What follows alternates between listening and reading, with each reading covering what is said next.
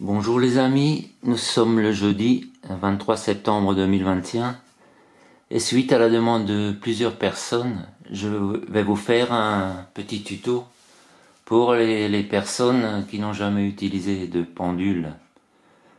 Alors la première chose que je conseillerais à un débutant, c'est de prendre un pendule assez léger qui réagit facilement.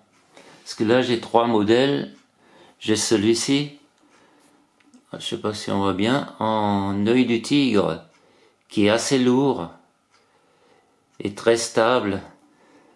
Il est bien en extérieur, surtout quand il y a du vent. Là j'ai un pendule égyptien que j'aime bien, il réagit assez bien. Et le plus léger et le plus facile à mon avis, c'est ce petit pendule en forme de toupie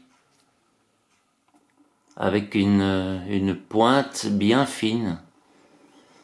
Donc je conseillerais, moi personnellement je conseillerais celui-là, mais le mieux c'est d'aller dans une boutique et puis d'en tester, d'en essayer plusieurs. Alors d'abord pour la tenue du pendule, en général la chaînette se prend entre le pouce et l'index et le surplus de la chaîne dans la main. Ensuite, il y a la question de la longueur de la chaîne.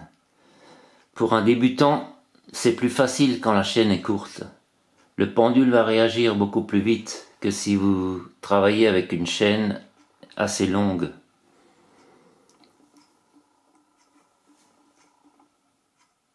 Ensuite, ce qu'il convient de faire, c'est avant de travailler avec le pendule, il faut définir les conventions.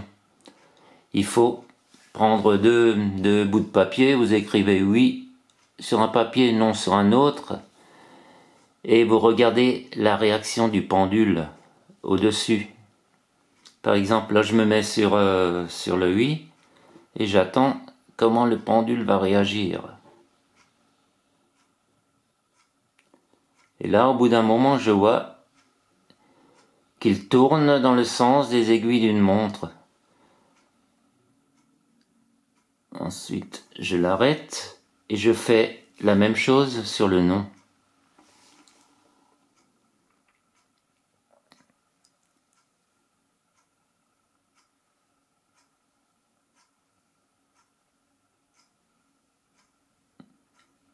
Et sur le non, il tourne dans le sens inverse des aiguilles d'une montre.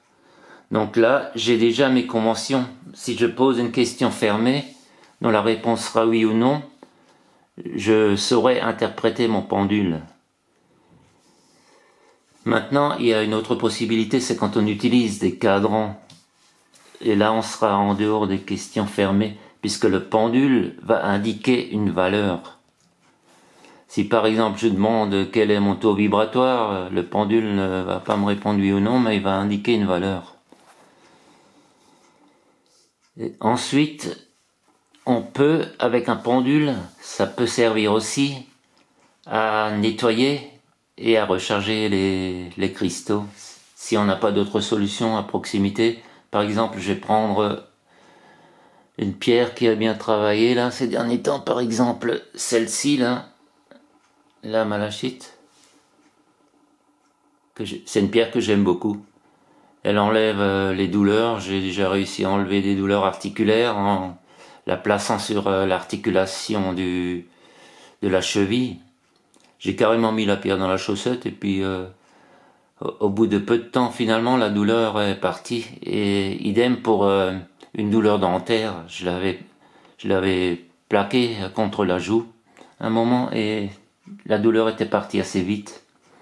Donc là maintenant je me mets au-dessus avec le pendule et mentalement je dis purification, nettoyage, et j'apporte toute ma conscience, ma pensée sur la pierre. Et là je vois que le pendule tourne dans le sens inverse des aiguilles d'une montre. Et là il est en train de nettoyer la pierre, de la purifier. Et là, je vais attendre jusqu'à ce qu'il se stabilise à nouveau.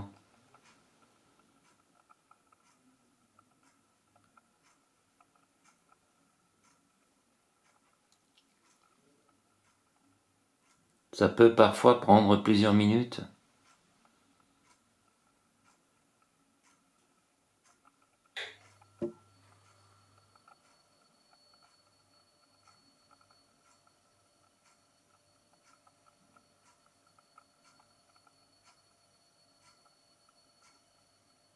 Et quand il est arrêté, à ce moment-là, je pense à chargement de ce minéral. Et là, le pendule part dans l'autre sens, part dans le sens des aiguilles d'une montre. Et là, j'ai constamment le mot chargement en tête et je suis concentré sur la pierre.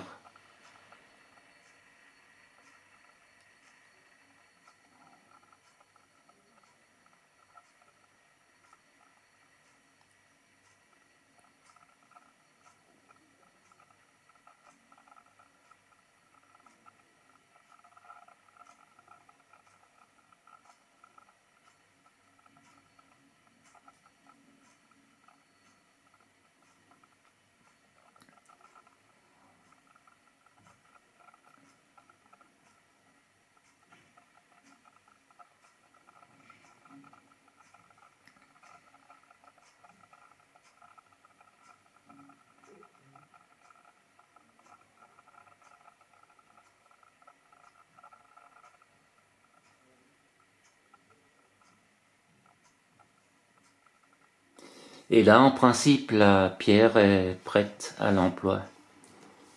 Mais on peut également la sortir au soleil pour la charger et la purifier sous un filet d'eau.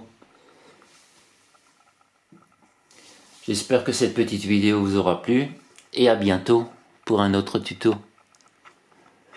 Bonne soirée, au revoir.